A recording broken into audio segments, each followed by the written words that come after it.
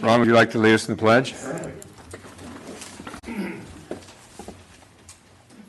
I pledge allegiance to the flag of the United States of America and to the republic for which it stands, one nation, under God, indivisible, with liberty and justice for all.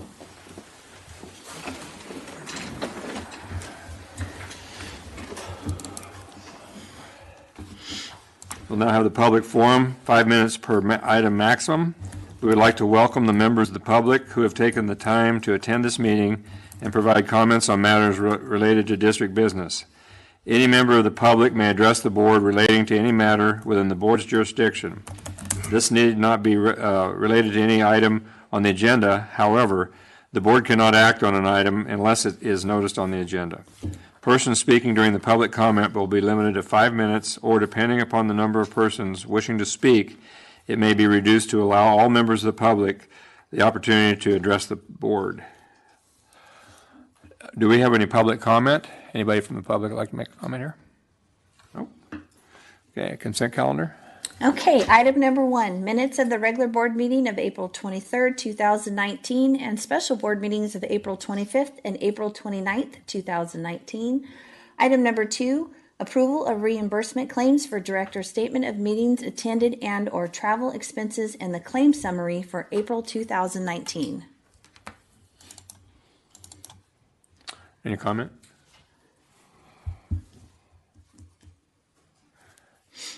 Anybody out there want to comment? Do we have a motion? I move to approve the minutes and the claim summary. I'll second. Been regularly moved and seconded to approve the minutes and the claim summary. All those in favor signify by saying aye. Aye. Aye. Unanimous.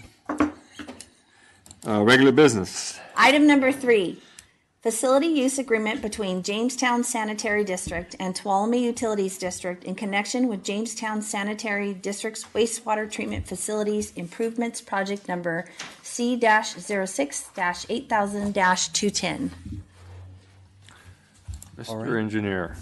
President, members of the board, this item that we're bringing before you is a request to authorize the general manager to enter into a new agreement with the Jamestown Sanitary District. The district and the Jamestown Sanitary District have been basically in a contract with TUD providing reclamation services. We accept their treated wastewater effluent into Quartz Reservoir. We store it there, and then we use it for irrigation during the summer.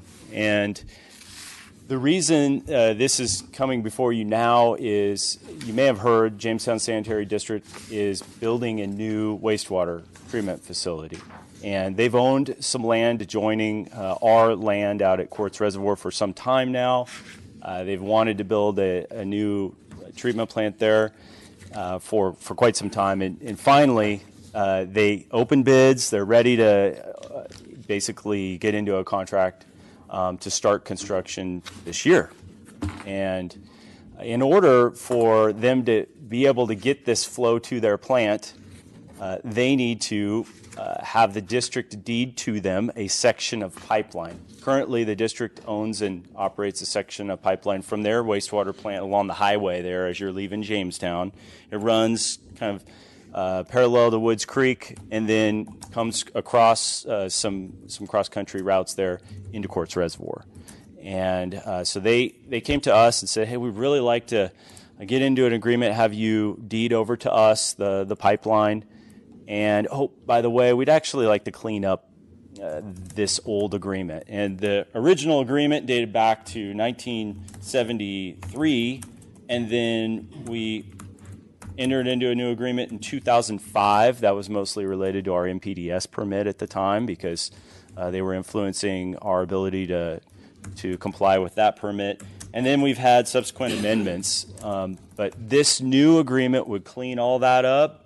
It would handle the deeding of this asset over to them, this is very important to them because they're funding. One of the requirements is that they prove they can get the flow to their plant, and so this is one critical step for them. But then the other items addressed in the agreement, I should say, were worked out in meetings with the district staff, our legal counsel, their legal counsel, and their staff. So Jesse Barton's been involved in this from the very beginning. A couple of the highlights, just to let you know, is we'd be giving them this pipeline at no cost. We see it as a minor cost savings, just in the sense that we don't have to maintain something. It's not a big piece of infrastructure that we're out maintaining all the time, but someday it would need to be replaced, and we won't be on the hook for that. Question. Yeah. How long is the pipeline? Barbara, I should know that footage right off the top. Let me. While he's looking. It's not a long pipeline. If you're familiar with that site near Quartz Reservoir, that pipeline would convey their treated water to Quartz, which is in the same vicinity. So it can't be more than a half a mile. Right. It's a pretty short pipeline. Feet. That's good enough. Yeah. Okay. Sorry. Thanks. It might actually be in here. But I think they left it a little open from property to property because we don't know the exact footage. So it's not the one that you described that leaves their old plant, parallels the creek and goes to Quartz? It is that. It is, and it's only half a mile. Yeah, it's not very far. It crosses, do you know Belmooney? Sure. So it crosses real close in Belmooney, and then Okay. it continues down, and rather than go all the way to Jacksonville Road and down to Carly Lane, it shoots cross country. Okay, so it's just kind of a diagonal. there. Okay. Mm-hmm. We would continue to accept their effluent, just as we are currently. They would continue to collect on any new connections a reclamation component of the capacity fee, and they would forward that to us on a quarterly basis. They would continue to pay on a quarterly basis a monthly sewer charge based on the rates that the board here adopted for reclamation, which it's somewhere in the neighborhood of $5 a month, in that neighborhood, that they pay for each of their services. And then we added something new to this agreement, and that is we don't bill based on volume, we bill based on service connections. So if they had a tremendous amount of inflow and infiltration that were overwhelming our system, there'd be no recourse. Basically, they pay a flat fee. So we added into this agreement a surcharge for excessive inflow or infiltration. They've done a lot of work on their system. It's a little tighter. They've done a lot of lining. So I don't think that they'll trigger this, but we wanted it in there just in case this agreement survives 25 years, and 25 years from now we're having a different conversation about their collection system. The last item I want to point out for the board is that their service charges are not subject to Proposition 218. Both legal counsels agreed to that. So we explicitly removed them from the 218 process, but they did want some assurances that there'd be a procedure that would be very transparent on how we calculated their rate. And of course, we sat down and went through that rate calculation with them, and there's a exhibit in the agreement that walks through how we would calculate that rate.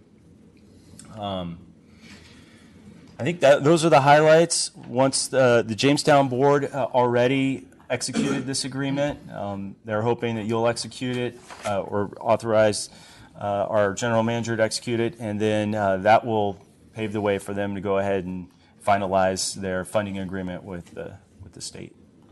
Barb? Yeah. This is the hot off the press version, right? Mm-hmm. I'm just curious, what got changed to this version? So the reason the board received that amended copy was in this document, it had explicitly said that TUD will deed to Jamestown Sanitary District this pipeline once their treatment plant is complete. And in conversations with their engineer and their contractor that they're planning on using, there was some phasing issues there where startup, for one, when you start up a wastewater plant, that can be some time. And during that time, they would want to have this pipeline delivering the flow to their new plant. And so they were willing to accept ownership responsibility before their plant was deemed officially complete. So they cleaned up that language in here, and that's why we sent out the amendment. Thank you. Ron? I know that Jamestown Sanitary District has been a pretty good partner throughout the years and so on, so don't take my questions as something negative. But first, I just have a question. Why, I thought the new facility was going to be on that same piece of property. No. So it's further up the hill? It's immediately adjacent to Quartz Reservoir. Oh, it's immediate. Oh, okay. All right. That's what I couldn't figure out. Okay. On the same road that our staff takes to get to Quartz Okay. Reservoir, which has caused some issues over. Nice road. It's a nice road. Nicest gravel road you're gonna find in this county. Nicer than most paved roads.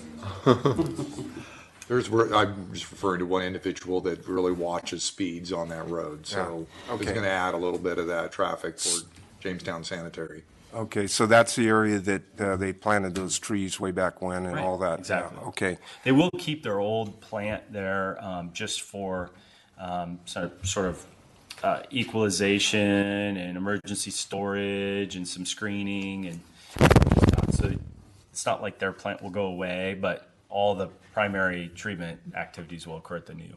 Okay, so it's also all gravity flow too then? Gravity flow to their existing treatment plant site, but then they will Have be to take care of installing the a pump pump. station. Okay. And then at that point then, TUD no longer has any control over what's going to get pumped into Quartz. How do we know it's Well, up to snuff? We still do. This agreement requires them to install a flow meter on the discharge of their wastewater plant, and then it will connect into our pipeline, and we'll have a short segment of pipeline. If you're driving into Quartz Reservoir, you cross a cattle guard and the gate, the entrance gate. We'll still own a small segment of pipeline on our property right before it discharges into the box where our flow mixes with their flow, and then it goes into Quartz. But I mean, you have no control over the quality. No, there's provisions that if it causes violations, we do have ability to ensure that it complies with all state permit requirements for TUD. Okay, great. Like I said, I don't think Right. TUD's ever had a problem with Jamestown, but I just had to ask those questions. And their plan is, while I wish we could have collaborated on a larger regional facility, that ship has sailed, the plant that they're looking at and the technology they're using, it should be pretty high-quality treated water. Barb? No, my question got answered. Okay. Thank you. Do you have a question? Go ahead. Sure.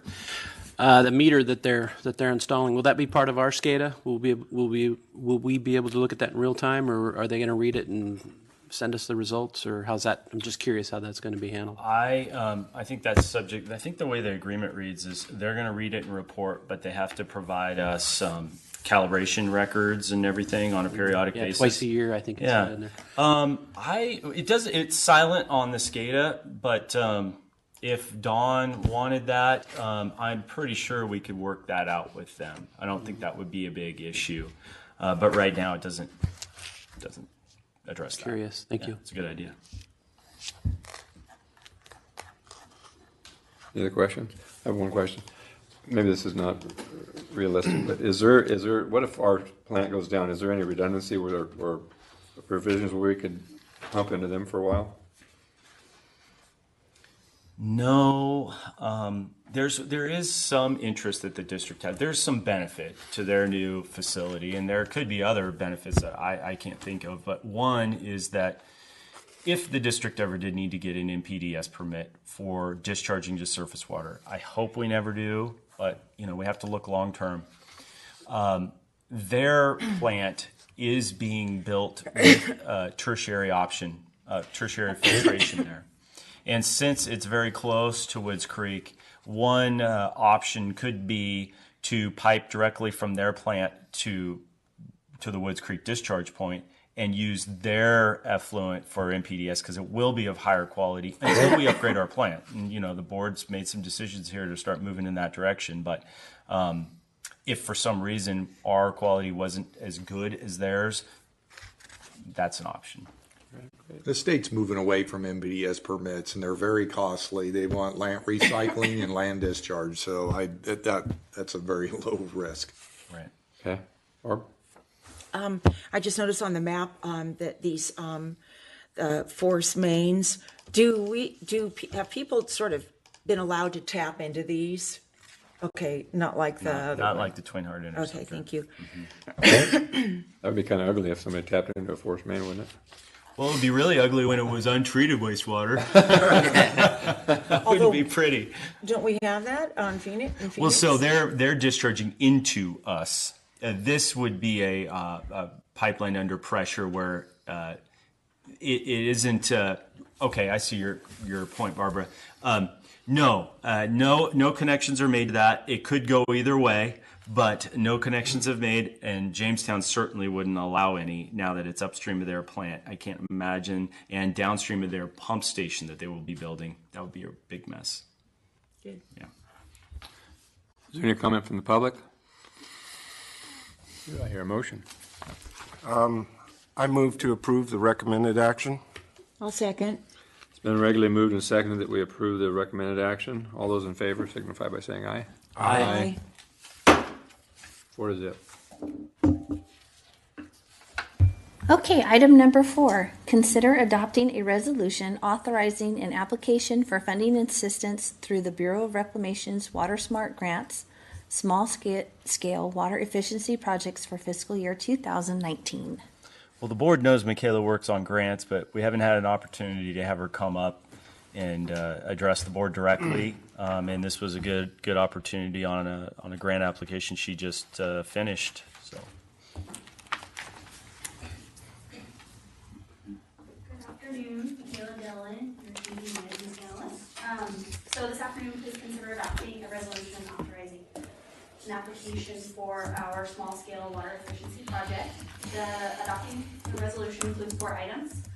That is the scope and purpose of the funding application, that TUD is capable of meeting the 50% cost-sharing element of the grant, authorizing the general manager to execute any related documents or agreements, and then the 4th item is general manager and staff will work with the Bureau to meet deadlines and goals for this project.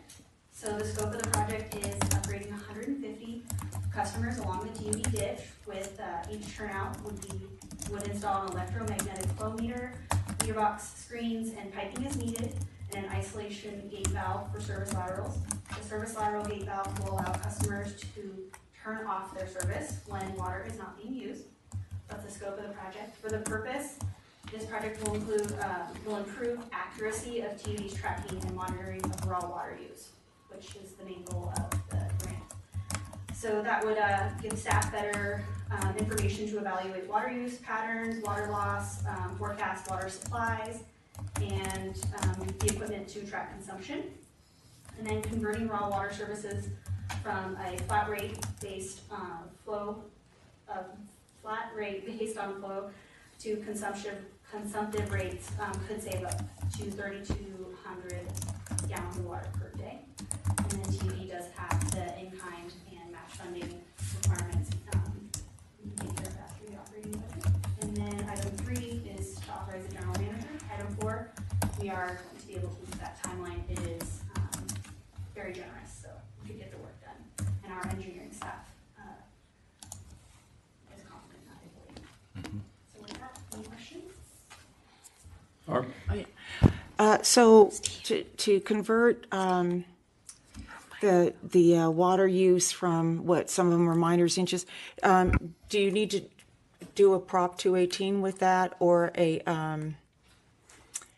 contact the property owners and discuss this with them, or how does this work? Yeah. Because this is gonna be different. This is just a metering project, so this isn't adjusting rates. So Well- it's not trigger Prop 218. Well, so we have 2 different rate schedules in our water rules and regs.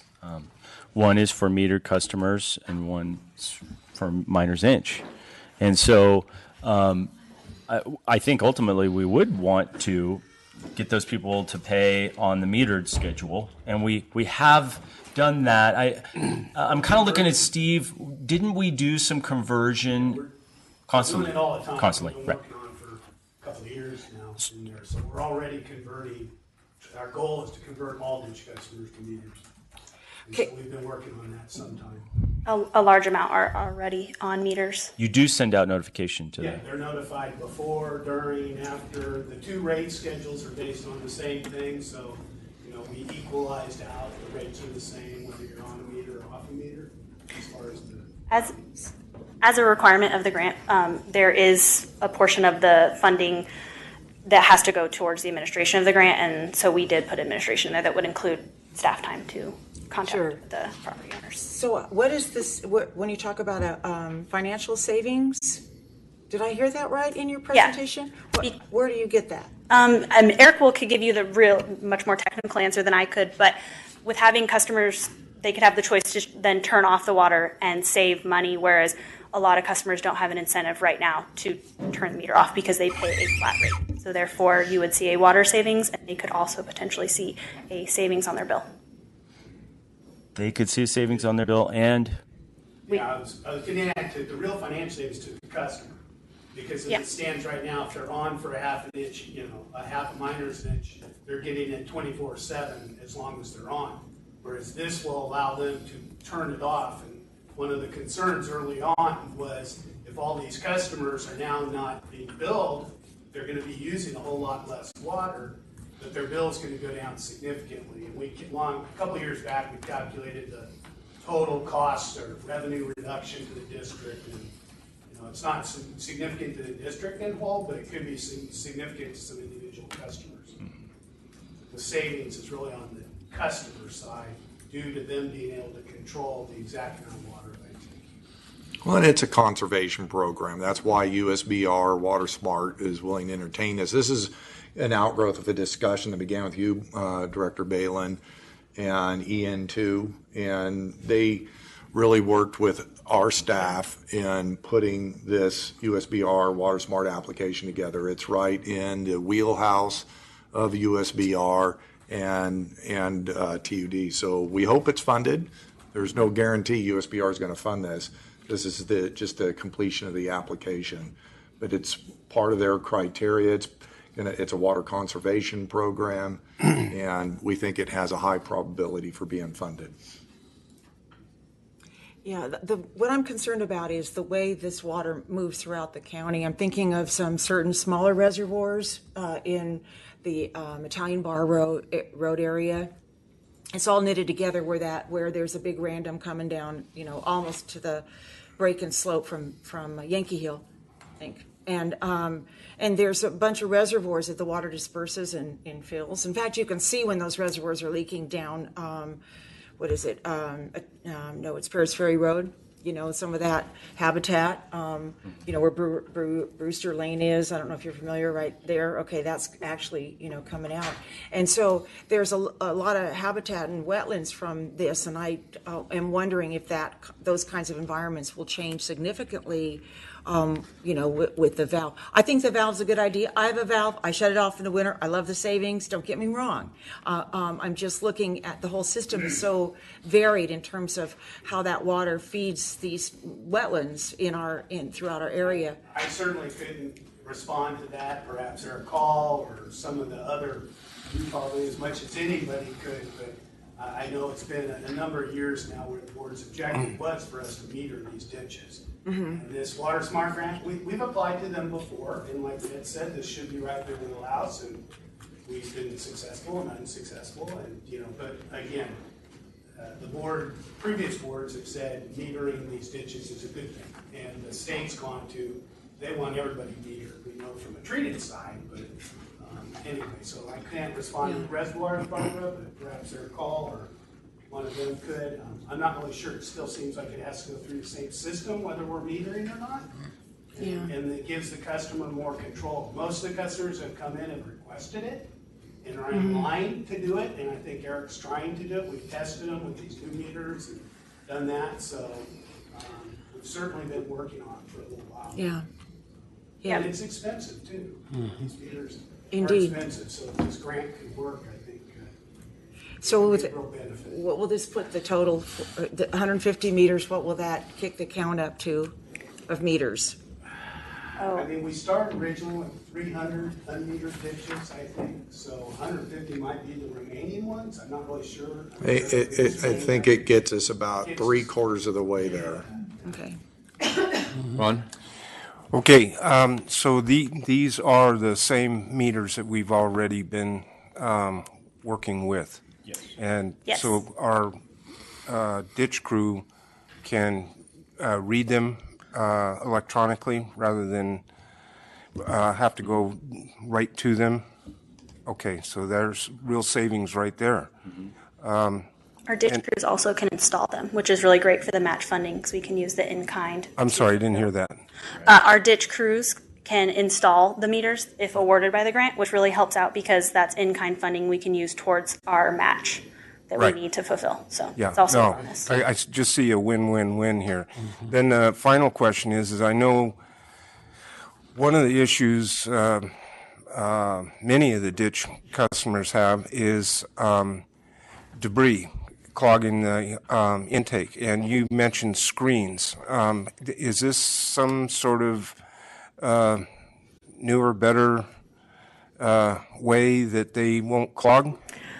I don't know that I have the answer to that other than maybe and maybe not because the screens I believe were priced from products that we purchased in the past. So Yeah, I think it's the same screening configuration that we have on all of our services.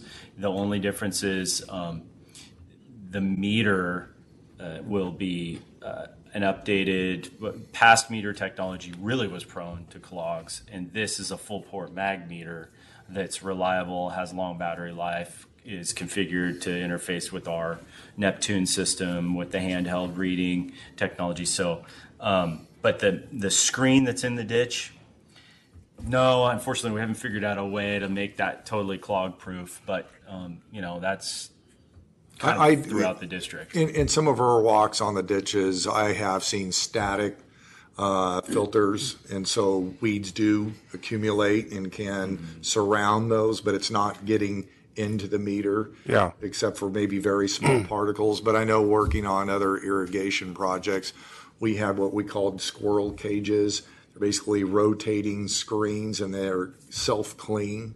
So it's something that if it's a problem, we should look at.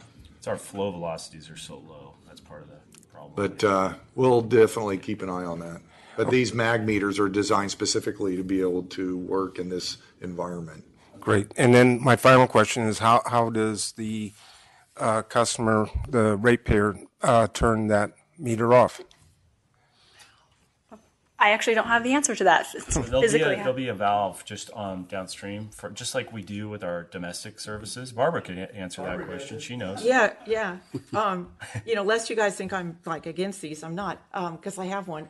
But it's a lot cleaner. The water's a lot cleaner. I'm not back flushing like I did with the old meter. They're a lot cleaner, and it's not just one of those inline cheesy plastic things that you end up whacking and then it breaks and all that. No, this is a nice valve, and so I can turn it off all winter. Awesome. And then as I say, I'm not back flushing. The weir's the weir. It's in the system, right? Plunk in the ditch itself, but it's vastly improved with this meter. Super. Yeah. Jeff?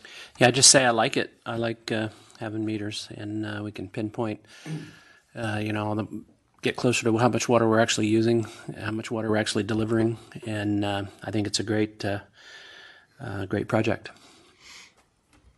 Yeah, with this board's identifying in past plans, rate studies, it gave us a few extra points compared to the last time that we applied, so staff is optimistic that we'll get awarded. Mm-hmm. Great. Any other questions from the board? Any comments from the public? There's a public person in the back, but you can't see her. Yeah, invisible. Anybody like to make a motion? I move to adopt resolution number. 519. I'll second it. It's been regularly moved and seconded that we adopt this motion. All those in favor signify by saying aye. Aye. Aye. Unanimous. Okay, item number 5, award the 2019 district-wide HMA trench paving project to Nugget Sons Incorporated, approve a project budget of $150,000, and authorize the district engineer to approve contract change orders. Good afternoon, members of the board. This is a contract that we put out every year. Our construction maintenance crew out there, they do repairs year-round. And every time they do a repair, and they have to put cut back in the road, and they mark it, and they'll get the area, and they track that. And once a year, they hand it over to the engineering department. We package it into a bid proposal, and we send it out.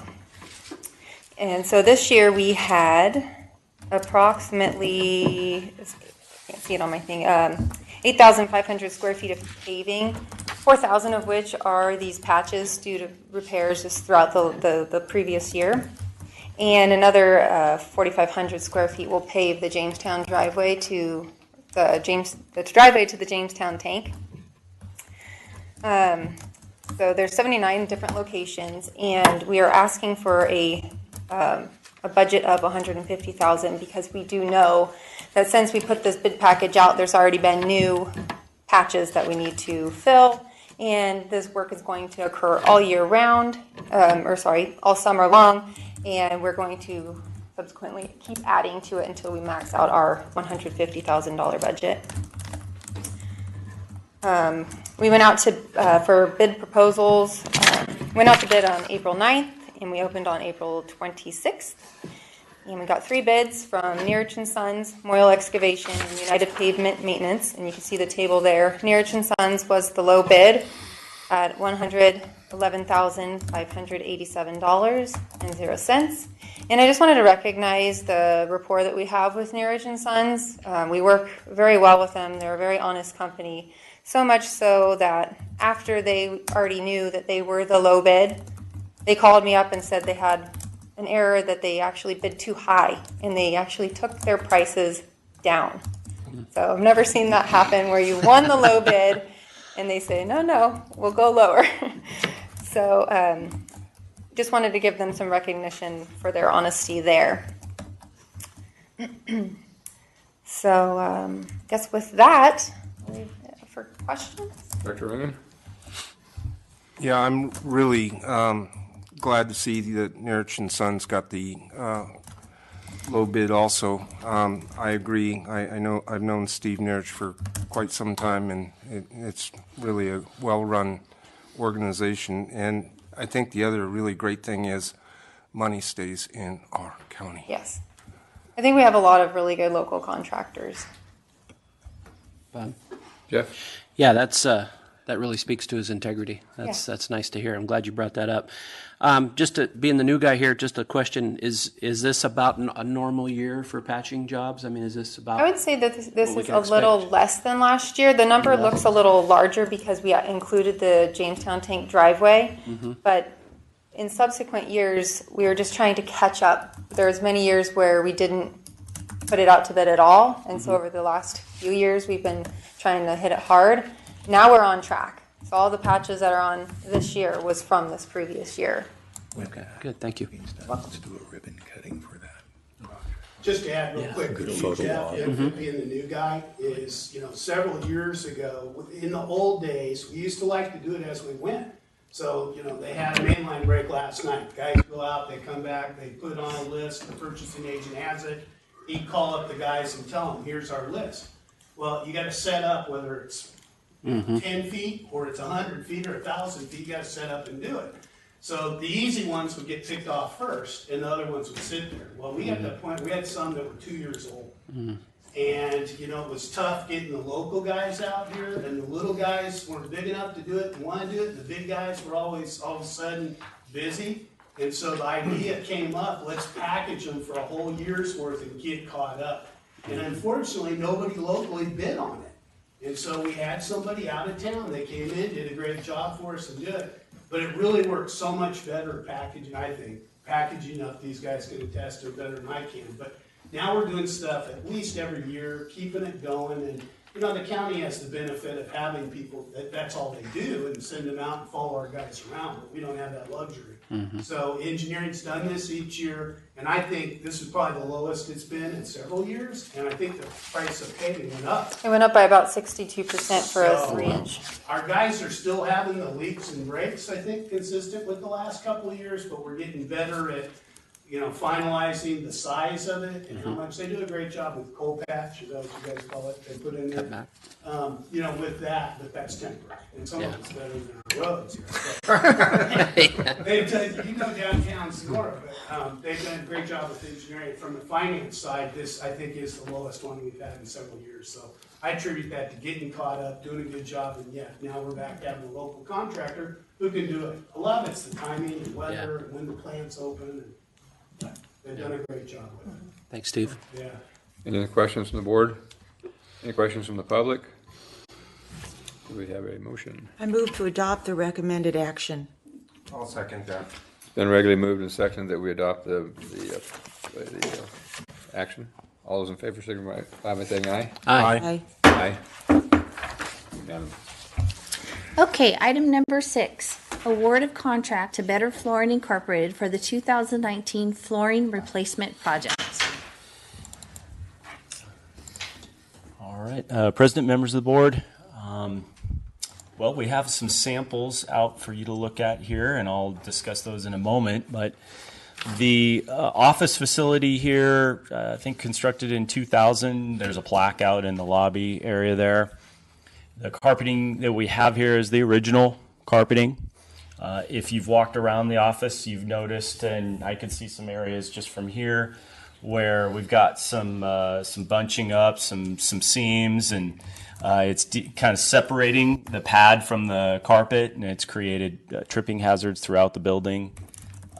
I understand we've hired contractors, 2 or 3, to come in and do various degrees of successful repair.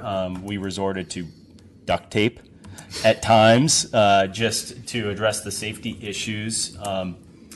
And we have in our budget, this year's fiscal budget, and some also for the proposed budget that you'll be hearing about from Steve coming up, money to address this issue for centralized facility improvements and repairs.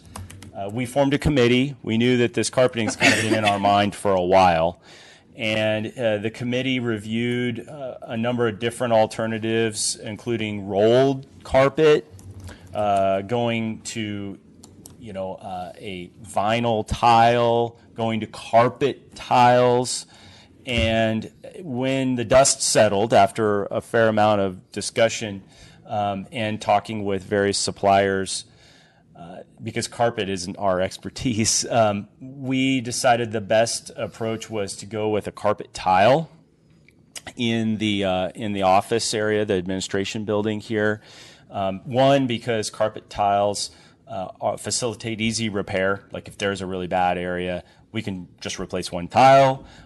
They're easier to install when you look at all the furniture we have and moving around. You can do kind of little segments. You can even pick up furniture, and put it like on jacks or whatever, and then replace the carpet tiles while not having to move the whole thing.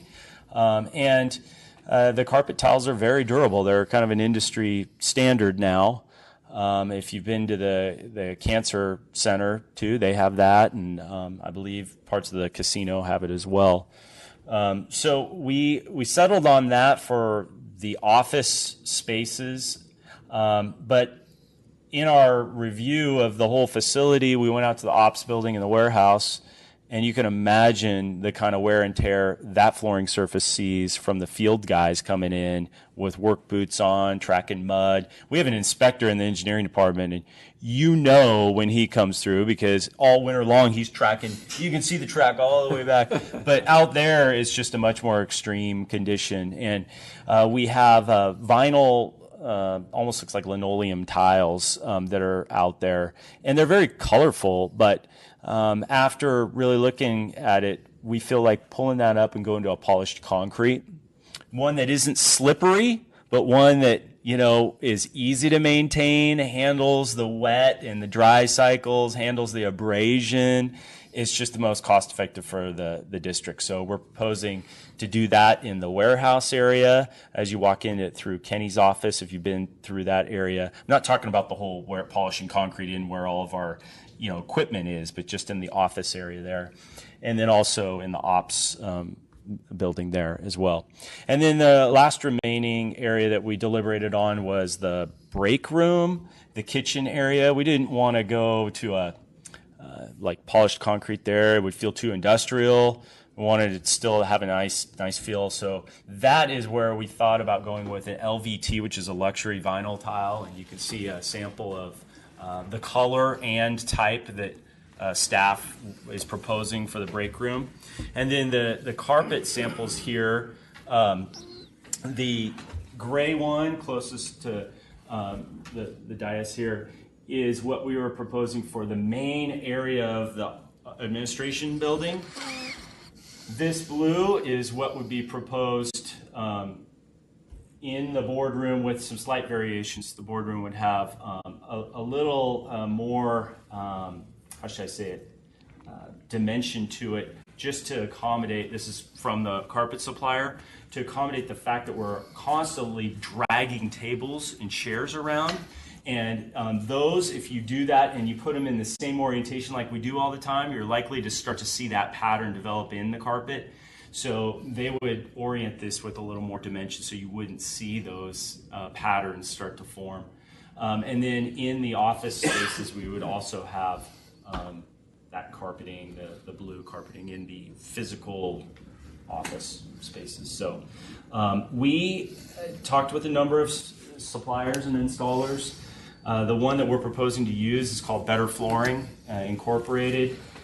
They've come here, they've been very responsive, given us a schedule on how long and how they would phase the job once we said go. They recently did the cancer center. They have a lot of good references, and the price, as you can see, is expensive. It's $146,000. But I do want to point out that in that is the moving. So it isn't just all carpeting. We're going to be working on coming up with a schedule to minimize impacts to customers and staff, and that will involve night and weekend work. And it will involve, having to move workspaces around. We might have some of our staff working here or in the conference room while work's being done on their area. We're hoping to start this in June. It's a little fluid right now, but we're asking for the board to authorize us to enter into the contract so that then we can start working on all those details. Cool. Ron has a question. So we're looking at the orientation of the design that would be installed? I don't think so, and there's no, when it's put together, there's no seams. We did this at the City Hall and Mountain House, and it's actually the same company. They're fantastic, and this is state-of-the-art direction in flooring and commercial public spaces like this. This stuff's going to last for a long time. But you can configure those in any pattern you want, and this just isn't a very good representation because it's not seamless right now, but it does give some interesting patterns. And I think what Eric Johnson, our district engineer, is saying, it's best to configure it in different angles, which gives it a different pattern look than what you're necessarily seeing there for the boardroom when all these chairs and tables get dragged across it all the time. But there is different patterns depending on how you connect these tiles. Interesting. And how long are they saying that this is designed to last? I think we're hoping to get 20 years out of it. I was going to say 40. 40? Because that LVT has a long lifetime. This is what all commercial spaces are using now. Airports, hospitals, and we're not beating it up as much as they are. So this is definitely kind of the technology. I talked to an architect because they basically been looking at this project for how long?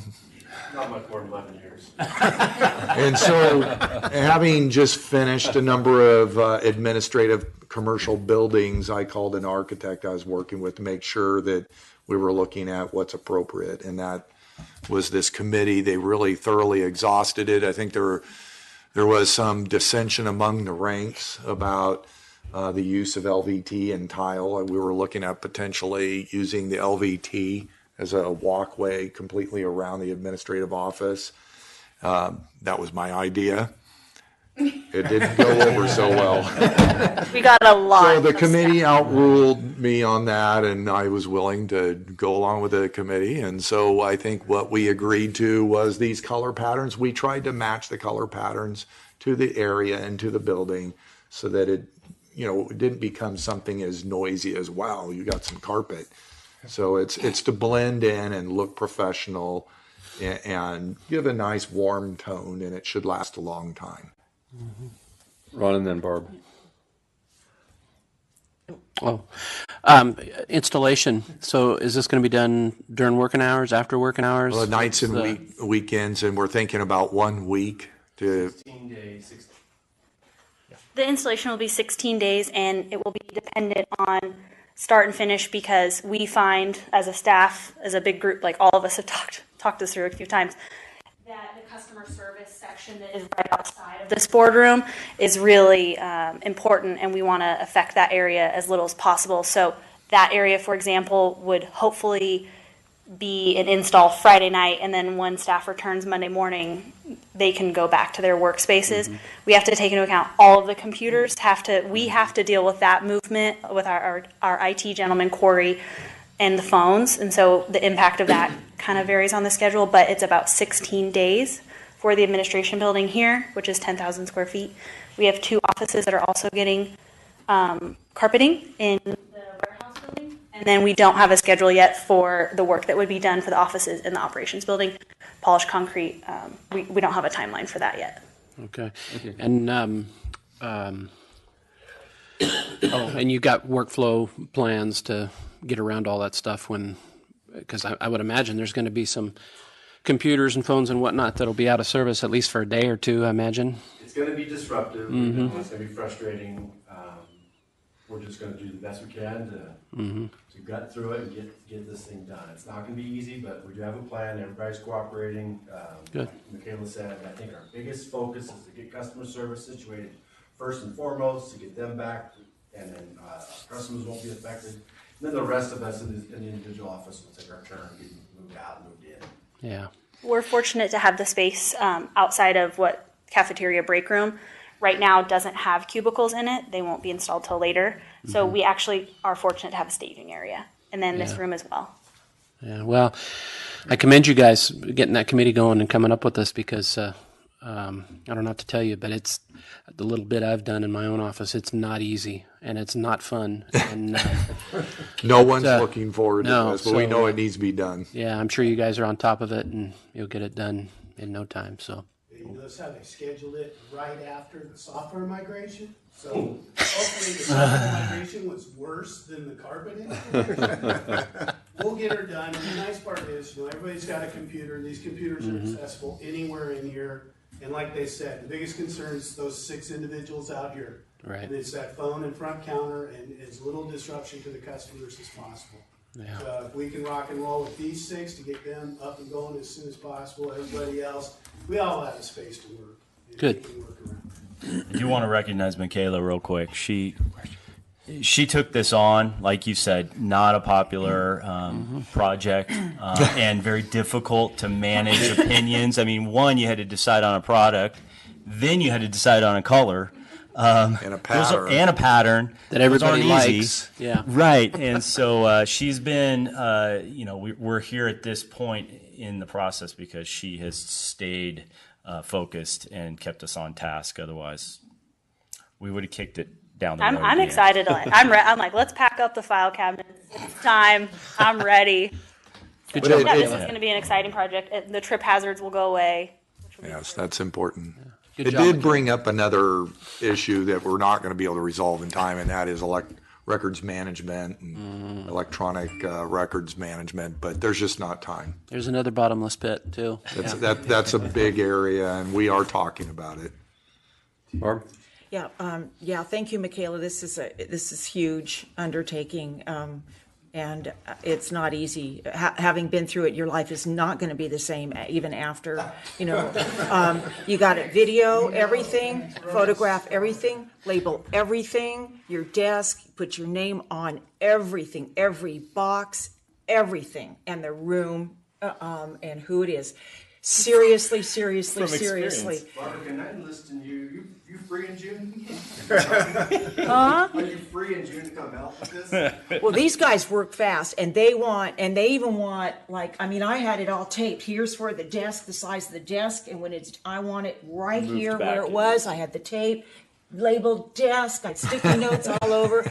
So, because I just wanted to get back in production, and it was never the same. I still had boxes that migrated to Fish and Wildlife room, and any rate. So, yeah. Stay on it. It's crazy. We are really fortunate that our IT gentleman, Corey, who has probably, you guys have all seen, is ready and is always helping me. And then Erica Sportive, Don, everyone in the management team. And then Kenny from our purchasing is just, Good. Everyone's really helpful. And then Don's operations crew are going to come in, and everyone at TUD is very nice. Good. So that helped. Yeah, they're going to look at Eric's office and go, "Oh, how No, I know. We're deleting this from the contract. I recommend big hammocks, above. Oh, yeah, Just big throw netting. it in there, the way you have it on your desk. Mirror it up, anyway. Maybe I'll do that at home so I can vacuum. Okay, one last thing. Are you guys going to take advantage of this chaos? And is there any need for any more plugs or anything while everything's torn up? I think Corey could answer that, but just from the one time that I had the IT gentleman previous to Corey in my cubicle, I think one time he told me that my workspace could actually be 4 workspaces based on the plug, so maybe we might already be lucky in that sense, but it's something to consider and something I will ask and talk to him about. I know up here for us to charge our systems, it's really like we have one jack out over here. Well, there's outlets underneath, but they are difficult to get to. At least mine has an outlet. Yeah, each There's of too them much has duct tape down here. Yeah, It's right. upper left. Duct tape right there. It's hard to get to. Oh, I see, You guys need outlets and charging stations up there for your iPads. Right. You guys do. We got. Well, there's outlets under. They're just hard to get to. You can elevate them, make them easier to use. Well, they're almost up against the bottom of this. Frank's good. The only last item that we didn't mention It would be was- nice to have them on top. Yeah. Well, there actually is. Well, that was for the old mic, I think. Yeah.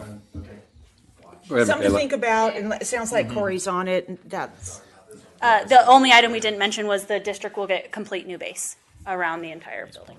And right now it is currently a black color, and it will be a complementary color to the carpets. Great. Ron?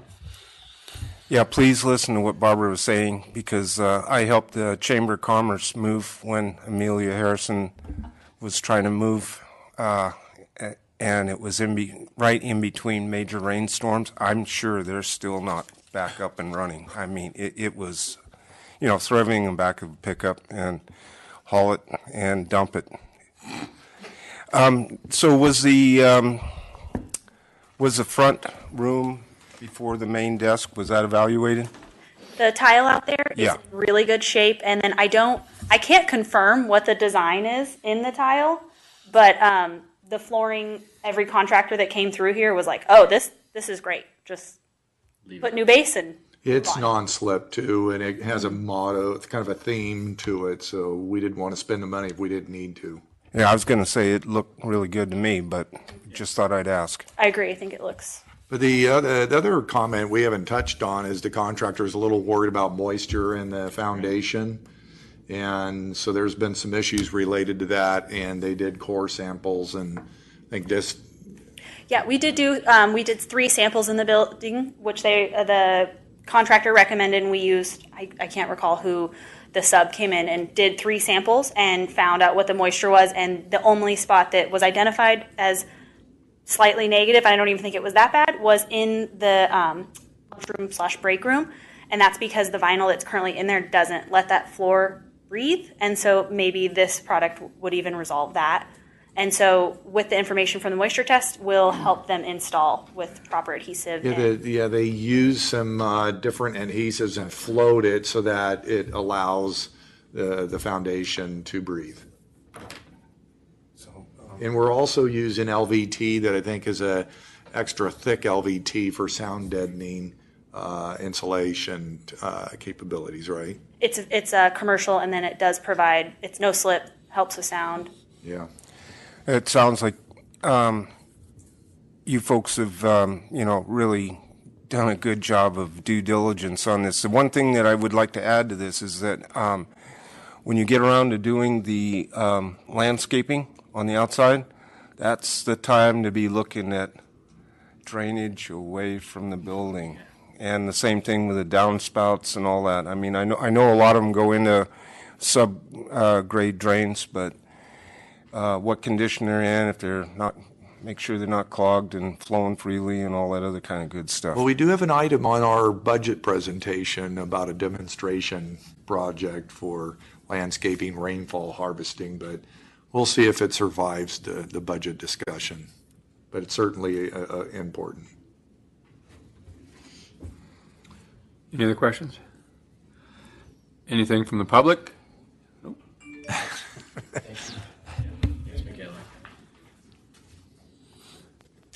Anybody want to make a motion? Sure.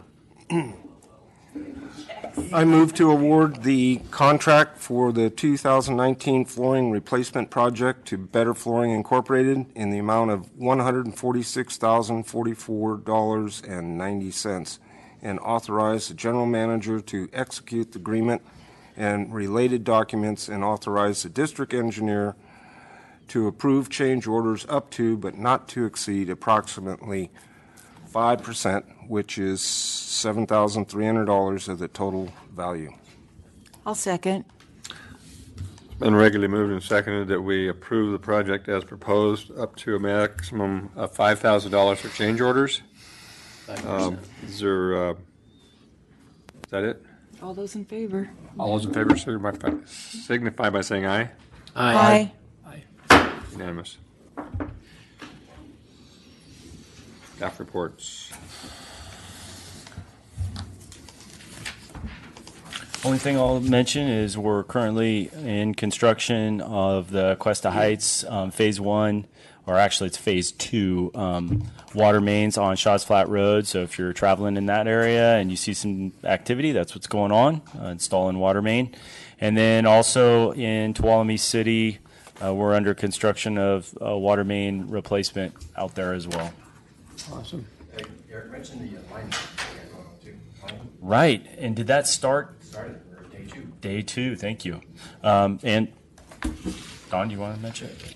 All right. Okay. Yeah. We got a really good deal on our sewer lining this year, and we did lining on the railroad tracks, as the board may recall. We had money left in the budget, so Michaela actually helped Rich, our collections superintendent, get another bid out, and they're currently doing some more lining, closing out the fiscal year. And you'll see in the proposed capital and budget that we will be doing a lot more lining. We're finding that to be very easy to put out to bid, very cost effective. When you look at paving costs, it's pointing us in this direction. So Great. Yeah. Are we going to put out for major projects? We talked about putting out, like we did during the ARA, kind of the federal stimulus program, and teens, when there's a large project that TUD's doing this project using ratepayer dollars we talked about. Is that, I think it would be best just on big projects, but we did, and we can bring this to the board, but we did move forward because the two projects I mentioned are in construction, not the lining project, but Tuolumne City and Cuesta, and we do have a project sign that's been put up.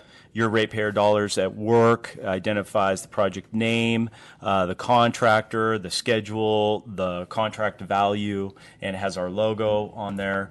And so we're moving in that direction, but we can certainly share with you the format that we're using to see if you have any suggestions on making it a little better. But we moved forward to get it out there quickly.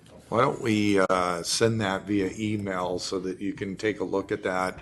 And where's that located in Tuolumne City? Do you know? Bay and Carter, all the way up to our water treatment plant. So it's just it's one sign on the upper side of Tuolumne There's City. just one sign out there. It captures most of the traffic. There's Okay. no reason to put a sign at our water treatment plant because Right. no one goes Yeah, up there. it's up there. Yeah. Good. Thank you. Sure. Last week, as all the directors know, was Aqua Week. That's Association of California Water Agencies. I know I'm not going to speak for everyone here, but at least, bless you, for myself, met numerous people, old and new. It's a great opportunity to network and really get a sense of what's going on in emerging trends of California water. There's so much information. It's information overload. I think each of the directors were there, except for Director Ron Koff. I imagine each of you will probably speak briefly. I always learn something and meet people that have innovative ways of improving the efficiency of our business. And so it's going to take time to digest and talk through all the people and cards and information that I was handed. But one I think I will bring up today occurred during the Aqua Region 3 committee. Aqua is comprised, I think, of 10 committees, and we're in Region 3. And the committee was very concerned about PG&E's Public Safety Power Shutoff Program, affectionately known as PSPS. And we were aware of it, but it really did instill a sense of urgency that I brought back to the office. In fact, I made a phone call that day to staff, and Dawn's all over it, but through Abby's help, she was at an OES meeting. We had a PG&E contact. We've been contacting PG&E now, not waiting for this public safety power shutoff. And for those that may not know what it is, PG&E's in bankruptcy because of all these recent catastrophic fires, and because of those fires, they've working through the PUC, California Public Utilities Commission, have notified their affected ratepayers that when there's wind speeds of a certain amount, and I was one of the items I want to learn what the criteria is. If it's 15 miles per hour more, they're going to de-energize the grid in these high fire-prone areas. And this isn't something where you can shut a light switch off and then turn it back on as soon as conditions are safe. This is going to be something on the order of 2 to 7 days without energy. And it's going to be a real impact to these high fire-prone areas. I'm not sure what everyone's going to do about it. I know for our family, we have backup generators, but for us as a critical water supplier, I'm very concerned about inverse condemnation. And there was information put out that other water suppliers, at no fault of their own, were caught up in some of these wildfires. And I can share this with your board if you didn't get a copy of this. And they were unable to provide critical water supply to their ratepayers because of the fire, and were sued, and a $70 million judgment against them. And if it wasn't for Aqua JPIA, their excess insurance carrier, they would have been in a world of hurt. They're probably about similar size as Tuolumne Utilities District. We had a $70 million judgment against us. I mean, you'd almost have to go lock the door and leave because there's not enough money here to pay for something like that. So that's why risk management is that important. So on a couple of fronts, several actually. One, Abby is in discussion with SDRMA about inverse condemnation coverage. She's already gotten an answer, but it seems a little gray to me. I want to flesh it out a little more carefully so if something happens, we're covered.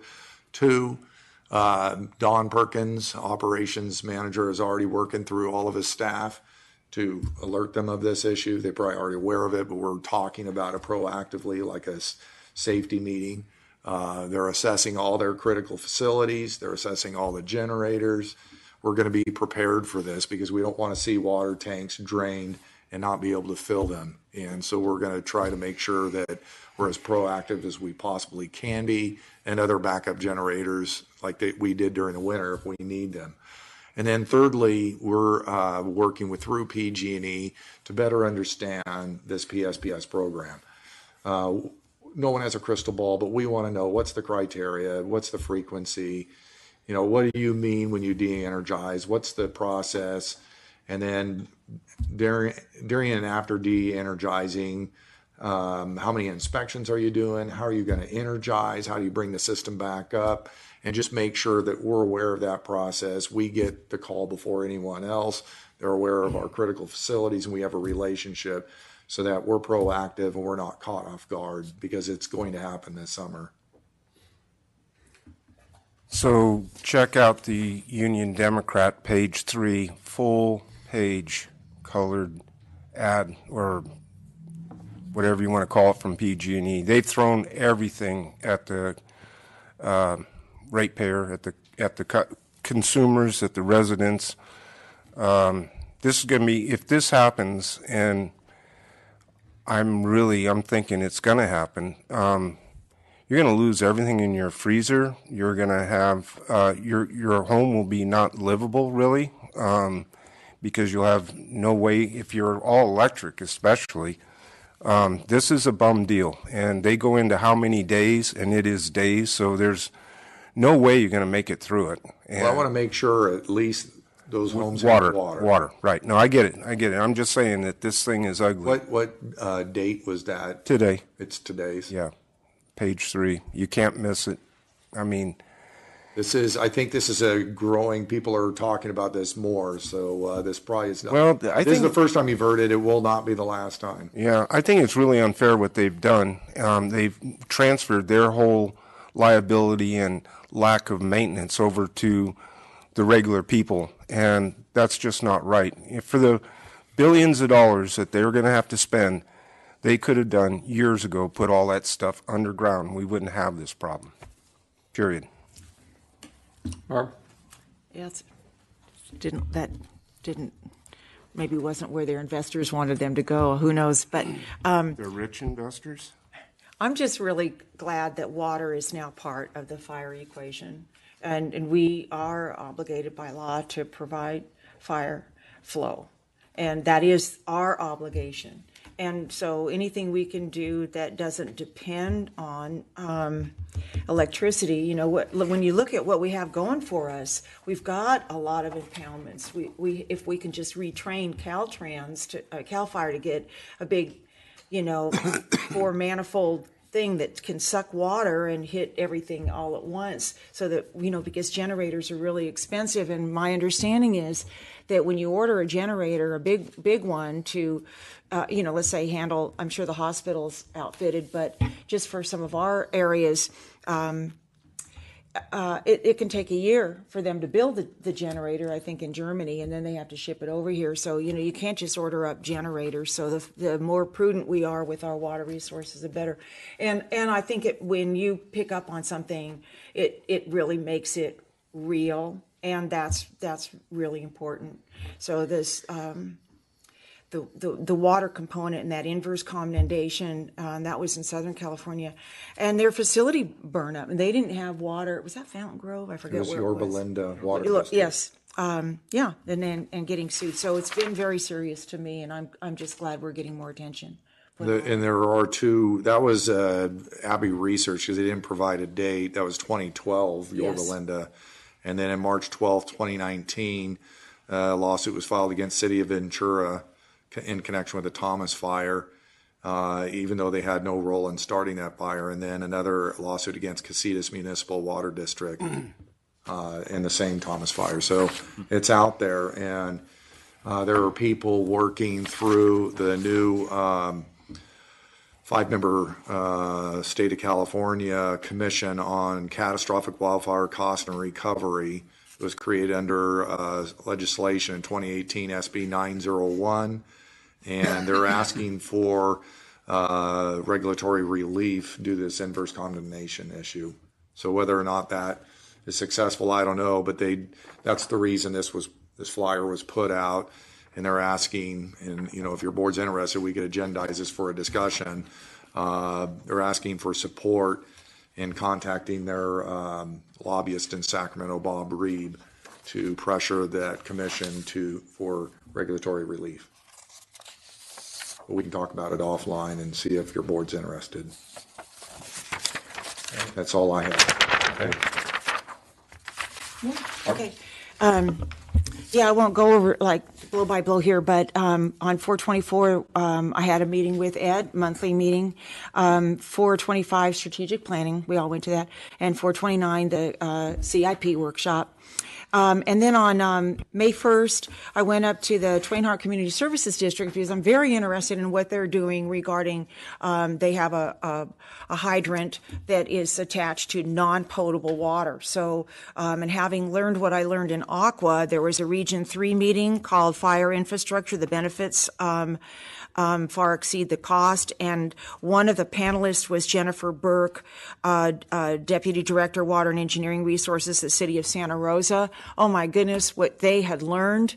They had a huge benzene issue with their plastic pipe that just got toxic and just evaporated and contaminated their water, and so that was really eye-opening. So that the panel was from the Forest Service, from Feds, to lessons learned from Santa Rosa. I don't know if you were able to join that one, or if you, but at any rate, it was, I know, because there's a lot of competing stuff to go to, but it reinforced to me that we are on the right track. And so going back to Twain Harte, their fire council and how they are fire ready, and how they've got everybody goes to their the golf course, the green zone right there. That's everything. They have the drill. It's they've got a big turnaround put into the Shady Brook non-potable drafting. Once again, that's really important to save their potable. I learned that potable tanks can bleed out within minutes in fighting fire in our area, and that was pretty scary. That was our drinking water, and so. Any rate, that was good, and they were very receptive. I gave my PowerPoint to them, and so we were like, all on the same page, which was pretty good.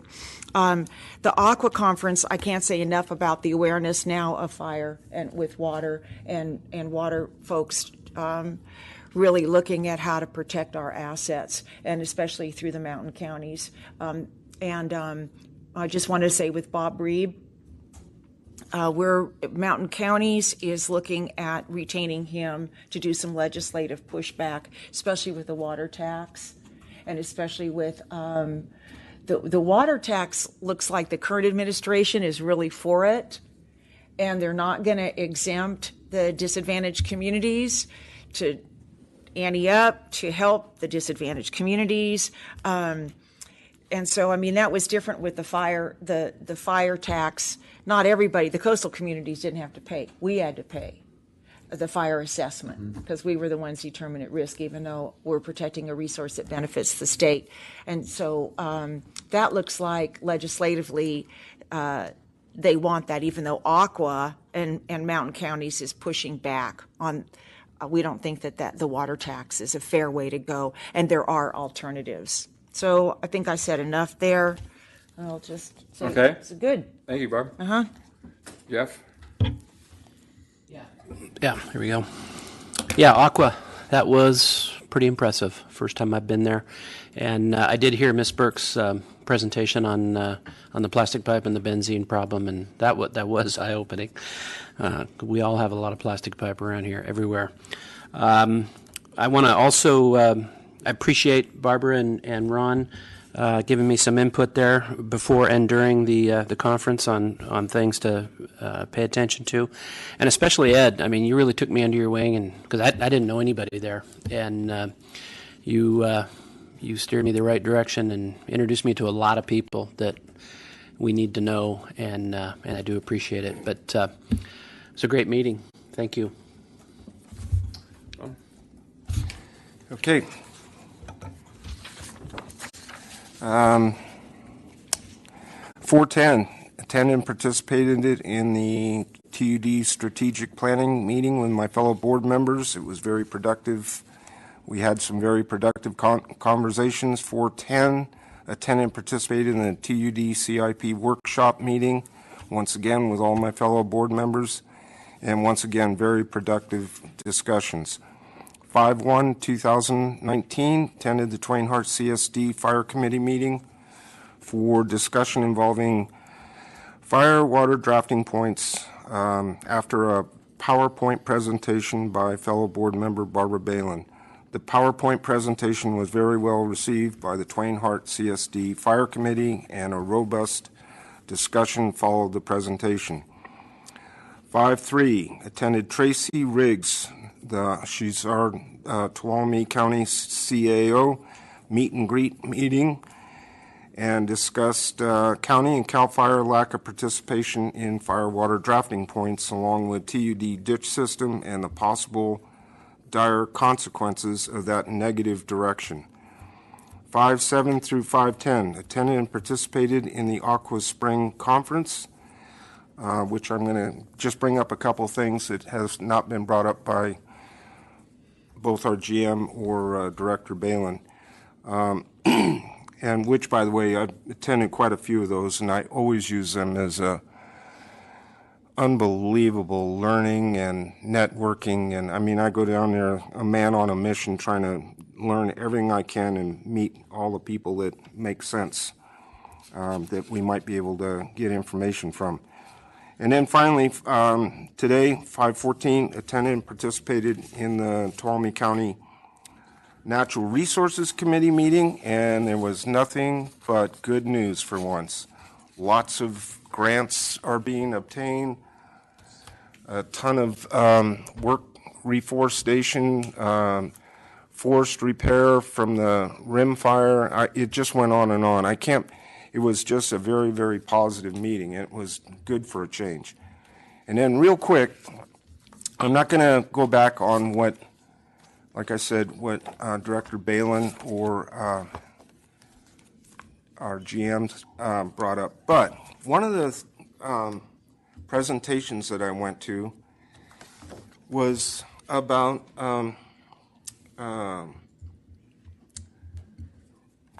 river, I'm having an old man moment here. Atmospheric rivers. Thank you. Atmospheric river storms. And they're coming up with this new technology that it's kind of in the infancy, but they're starting to get this stuff together, but they're going to actually be able to figure out what causes it from the ocean, and then how big it's going to be and where it's headed. I'm sure Glenn Nunley has heard about this, but this is going to really, really make a difference, because with our, with our change, unpredictable, let me put it that way, with our unpredictable weather, this will allow our water folks to be able to monitor the systems as this water is either going to come in buckets or is going to come only a little bit, but they'll have something concrete that they can actually work with. So if you needed to begin letting water out of a reservoir because you're afraid it's going to overfill, you could do that. Or, even more important, if you had places to store it, you'd know that you could get it there and hold it for when we need it. And if I may, on those atmospheric rivers, it has been known for about a decade, but the science is improving dramatically. But and I don't remember the number. It's some phenomenal number of the moisture content of these atmospheric rivers. It's like the entire Mississippi River that's coming into California, and it only takes 3, 4, maybe 5 to give us all the precip we need to be a normal to a wet year. So, on the dry years like a 76 or a 77, or during 87 through 92, 2014, 2015, there were 0 atmospheric rivers. It doesn't mean you don't get any precip. It's just we're not getting hit by what they're defining as an atmospheric river, and it is a phenomenal amount, but it really comes down to not only projecting the timing of it, but the trajectory of it. Is it Southern California, Central California, Northern California, or on up through the Pacific Northwest? Because it really depends on where it hits. But it is a great science, and it is really emerging. So Thank you. that's it for me. Thank you, thank you. I too have met with Ed a couple times in the last few weeks, and attended Aqua. Aqua is always a fantastic convention. This year I had some other things I had to do before I went over there, and it kept building and building, and so I finally got over there. But it's just awesome. I think it's really worth our time and effort to go over there. So with that, anybody have any questions? We will adjourn to closed session. Public Employee Performance Evaluation, title General Manager. I have a comment, please. Sure. There was no advance notice of this, and it kind of caught me off by surprise. And I did send in an email, which I didn't get an answer to, suggesting that we put this off so that we do get a chance to think it out and so on. And also, the 6 months isn't even up yet. And so I'm suggesting that we move this to the first meeting in June, and that is my motion, is that we delay it today and move it to the first meeting in June, when the 6 months will actually be up, and we'll all have a chance to be able to think about it and move forward, because this is very important. Well, I did reply to you, Director Ringen, so I don't know why you didn't get a reply to my email. Where I didn't. I replied Sunday morning to both Director Balin and Director Ringen. And this is just a contractual obligation that your board requested in the contract. At 3 months and 6 months, there's just a verbal check-in. It's not a major deal. We've already done the 3 months. 6 months is just an oral check-in. And then the 1 year anniversary, and every 1 year after that is the written evaluation. It was just something basic, verbal. I don't think there's anything to really prepare for. That's why I replied, said this was just a quick check-in. At the 3 month, we went line by line. I don't even expect we need to do that. But I'm open to whatever your board wants to do, but it was just a simple check-in, so I don't think there's a lot of preparation necessary for it. Well, I was checking my emails all weekend and Monday, and I did not get a reply on either the iPad or on my... I replied to your email Sunday morning, so I don't know how I guess a cyber monster got it. Because I know I replied to Director Barbara Balin. Did you get my email? In fact, I know she did, because she replied. To both of you. Right. I replied to yours. Yeah. Is that a motion? That was a motion. Is there a second? Sure, I can go either way. I am prepared for today, because I'd gotten my answer.